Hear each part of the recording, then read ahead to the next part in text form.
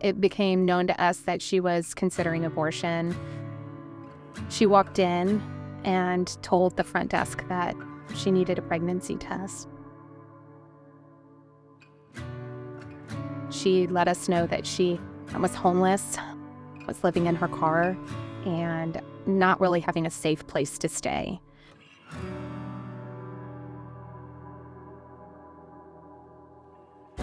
She had another child by another father, and he had custody of her other child, and she was currently going through a separation and a divorce from a domestic violence situation.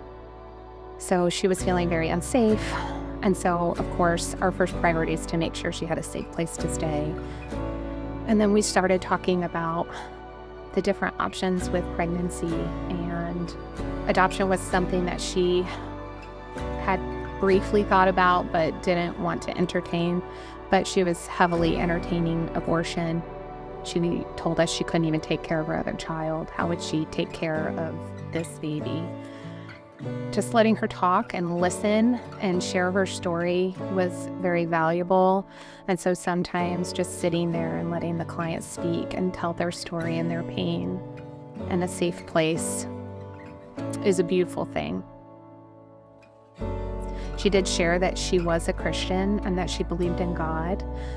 So that helped us to be able to really weave that in throughout her appointment, how much God loved her and cared for her and wanted to see good things for her life.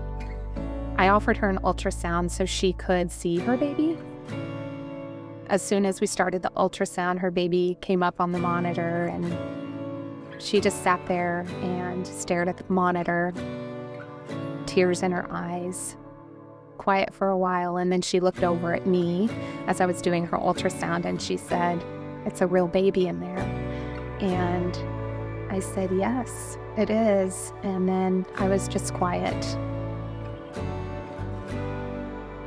because the ultrasound spoke for itself.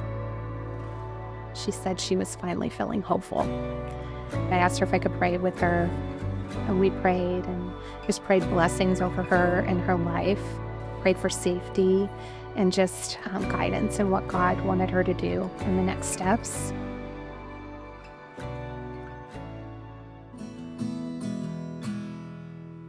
She said that she knew it was not a coincidence that she came to Resource Health that day, and that she knows that God brought her there.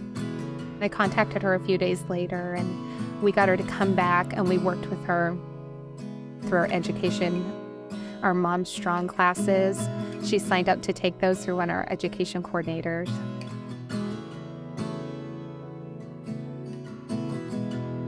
We were able to provide a week-long emergency housing for her and a safe place to stay. She worked with our education coordinator and actually found permanent placing in an apartment and was able to move in. She had no furniture and nothing to furnish her apartment with, nothing to cook with, anything like that. So we got her signed up with one of the local resources that we use that helps people furnish their homes in situations like that. The education coordinator, while doing that, really encouraged the client to go to the local church in her area, who, through something we use called Care Portal, donated a gift card for her to get transportation to the place to get the furniture and back. And the client ended up going there and meeting people, and that church community came around that client and furnished her home for her, and she didn't even need to go to the extra resource. And she was blown away by that.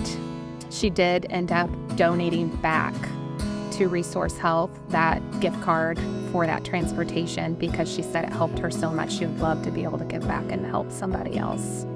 And she went on and finished her mentoring program, and she's living in her community and attending that church, and is a part of that church with both of her children.